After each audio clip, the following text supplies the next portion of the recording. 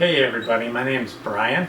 On the forums, I'm Joren Kal. I'm joining you here from my maker cave in my home in Curry Clan territory here in Indiana in the USA. And today we're going to just talk a little bit about 3D printing and how it relates to costume building. So 3D printing has just blown up in the last few years. So many people are getting into the hobby. So many entry-level 3D printers that come on the market. There's people all over the internet who are providing 3D printed parts for people. More people have them at home and are learning how to make their own things. It's just such a big topic. We couldn't even come close to covering it all in one video. But there are some basic questions that people ask a lot. We're just going to cover those today. If you like this and you want to see more, drop us a line at the education team at the MMCC. I'm sure we'd be happy to create more content for you. And with that, we're just going to jump in and hit a few of the common questions about 3D printing for use in your kit.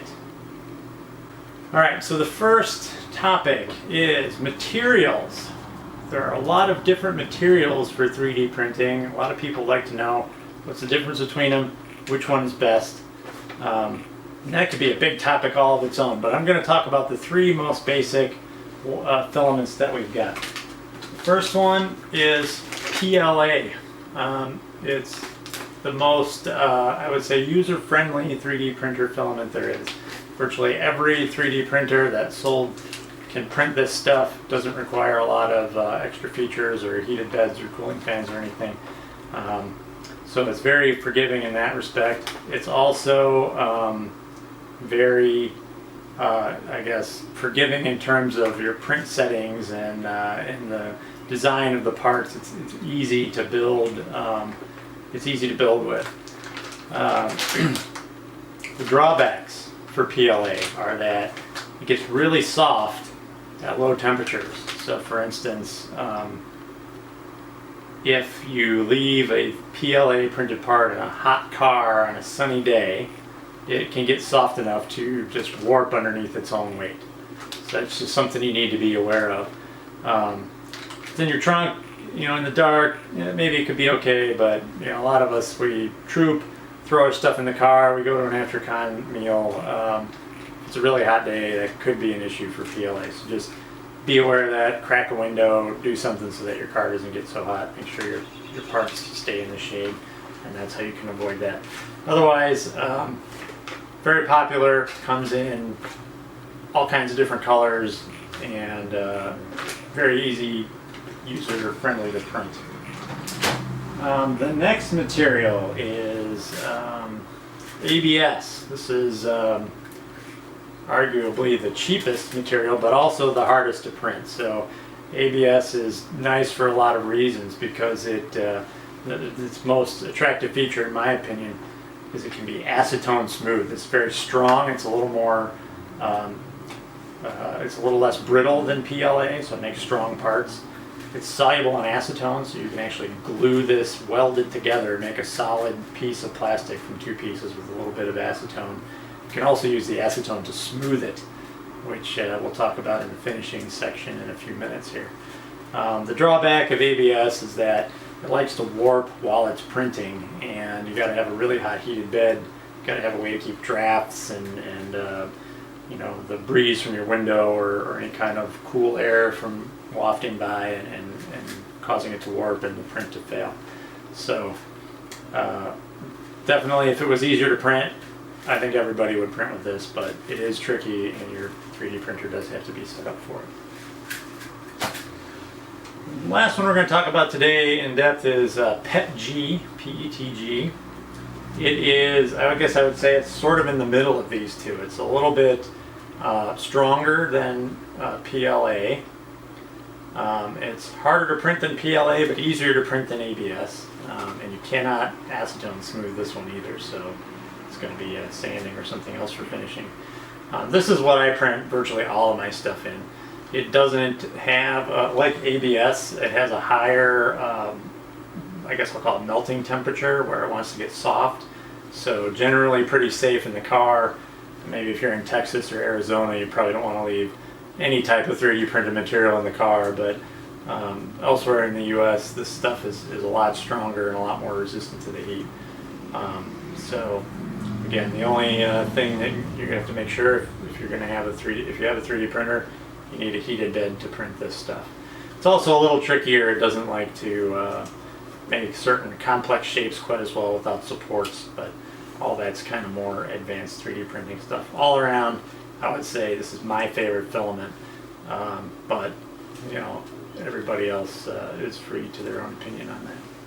Now, if you're not 3D printing and you're wondering, like, what do people use? Like, I'm buying a 3D printed part off of Etsy or wherever, the forums.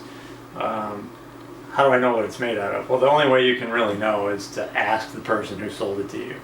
And if you are concerned about having to leave your stuff outside in the heat, or maybe you have, you know, a garage or a shed or something where you have to store stuff when it's not in use and you're worried about it getting hot, you know, you want to know what it's made out of, just ask.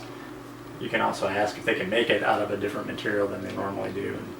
And the prices of the filaments aren't all the same, so it might affect the price, but it's a good thing to know. So those are the basic ones that most, you know, are kind of like the workhorse filaments. There's a whole bunch of other ones out there. There's like TPU, which is flexible after it's printed, so it makes like kind of rubbery parts.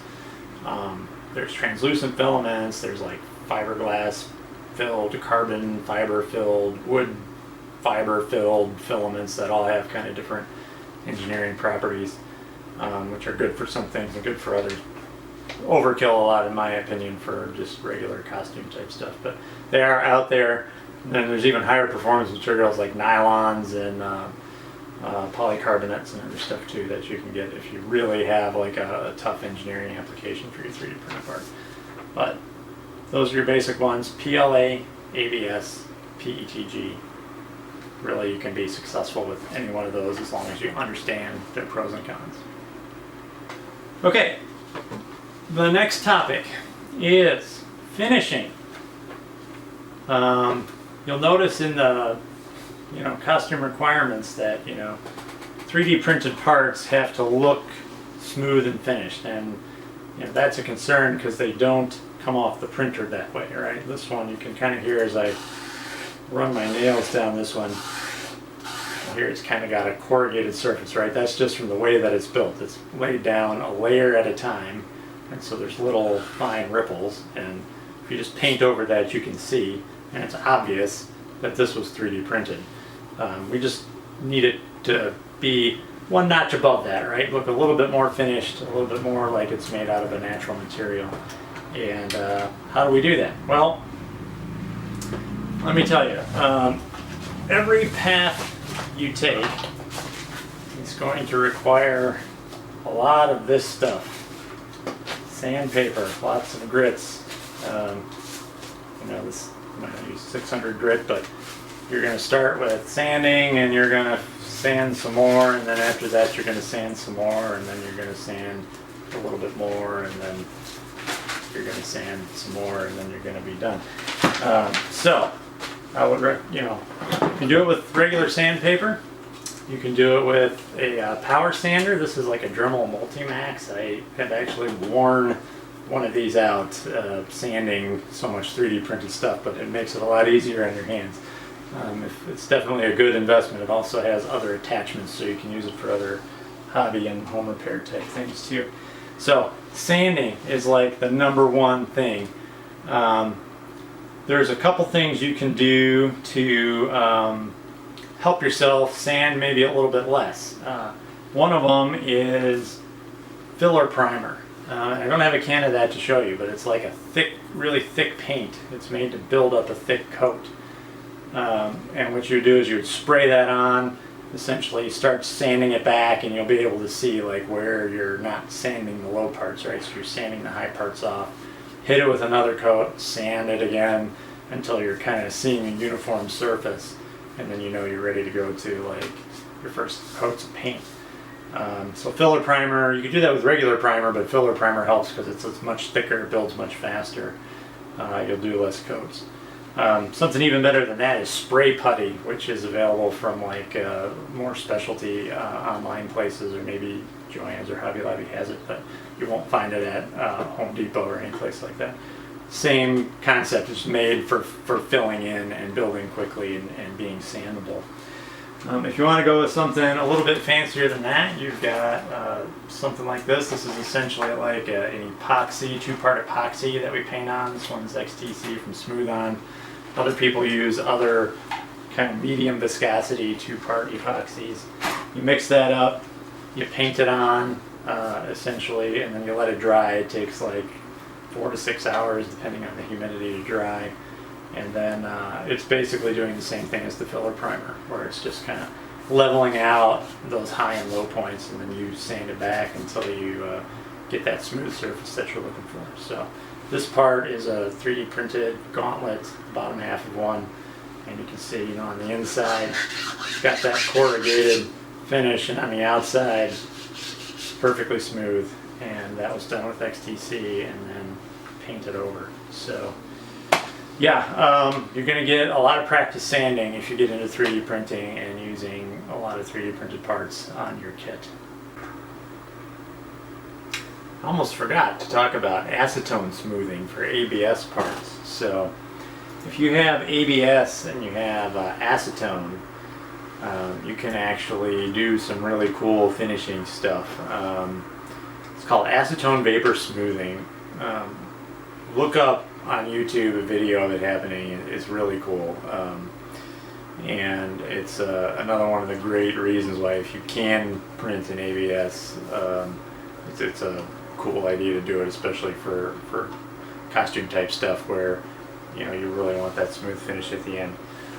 Basically what you do is you suspend your part over a small bath of acetone, like maybe in a glass jar or something, and then you just have to heat it up enough, like with a warm wet towel or something, to get the acetone vaporized enough to kind of go up into the vapor space of the jar where the part's hanging, and then it will just sort of automatically smooth out all those print lines.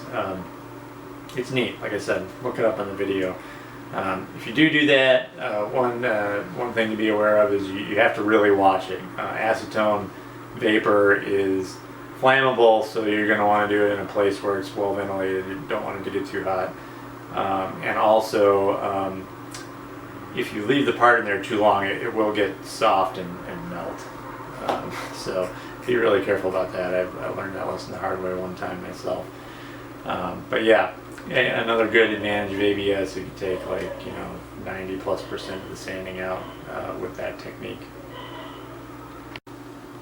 Okay. The next question that we've got here is, what parts of my kit should I 3D print and what parts should I not? Well, that comes down to really, I guess, a lot of personal preference. Any part of your kit can be 3D printed and it can work just fine. I know in my clan there are people who have 100% 3D printed parts, plates, helmet, gauntlets, knees, every armor piece, you know, 3D printed. Other people don't have any 3D printed stuff, so, you know, this is a creative endeavor and there's always more than one way to solve the problem, so it's really going to be up to you. My opinion on 3D printed stuff is it's good for complicated things. You know, for instance, these gauntlets, like we were talking about before, like, you know, these have complicated shapes, and, you know, if you're going to make something like this by hand, which you can, people do, it just requires a lot of bonding, right? So filling gaps, you know, fitting stuff up, sanding. I mean, it's about as much work to build it up from scratch as it is to have the printer print this for you and then you just finish it. That to me is where it shines, is like this complicated stuff.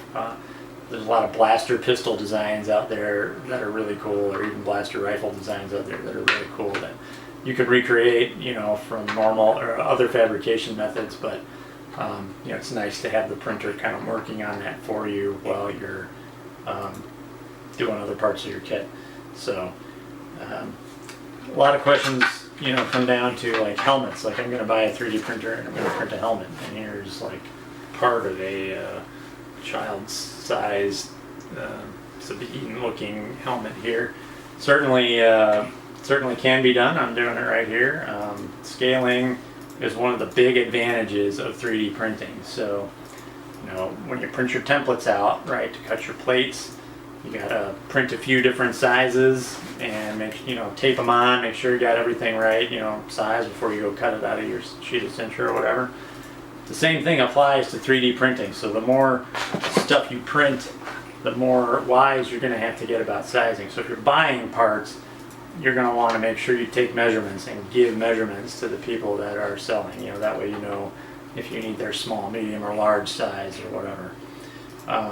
If you're going to print them yourself, there's some tricks that you can do to help you get the right size on the first try. Because something like this might take 7 or 8 hours to print, depending on your printer and your settings and everything. And if it comes out the wrong size at the end, you got really no recourse, right? So you can do a few tricks, like there's some online programs that allow you to cut the model up into smaller pieces. You can cut, say, just like 1/8 inch of the end of this off and print it and test it and scale it up or down until you get the right size, and then it's good to print the whole rest of the piece. It's a good trick to have in your pocket, and it's really, really handy for right sizing it to every body. Like in my house, I have a kit. This is my wife's kit that she's working on. We're completely different size people, but we can use the same model and just scale it up or down. Same thing for my daughter. She's grade school age, so everything she does is tiny, and the 3D printer can be used to scale it all. So that's kind of the powerful part of 3D printing that's worth exploiting in terms of choosing what you're going to 3D print versus self-fabricate. One other note, straight up flat chest plates and shoulder plates, and to a certain extent even knees and stuff like that, they're actually faster and cheaper to cut out of Sintra. A few dollars, less than a few dollars, a few cents in paper to get your templates right, and Sintra's pretty cheap on a square foot basis. You can have a whole set of armor cut out in a couple of hours. It's going to take a couple of hours to print a single piece of armor. And the filament is relatively cheap, but Sintra's still cheaper. So I generally tell people, make your plates the traditional way. The one area where that might not hold true so well is like the female shaped plates. Stuff with deep curves in it like that. Hard to shape in Sintra. You may need to vacuum form or something otherwise to get it. If you have a good model that's the right kind of contour for you, that's an excellent piece of armor to print. Okay, one other thought on choosing what to 3D print versus not. A lot of 3D printed stuff is hard to shape after the fact, just because of the way that it's made with sort of solid outer layers and a honeycomb inner structure. It can be hard to heat evenly and shape. Not impossible, but it can be kind of difficult.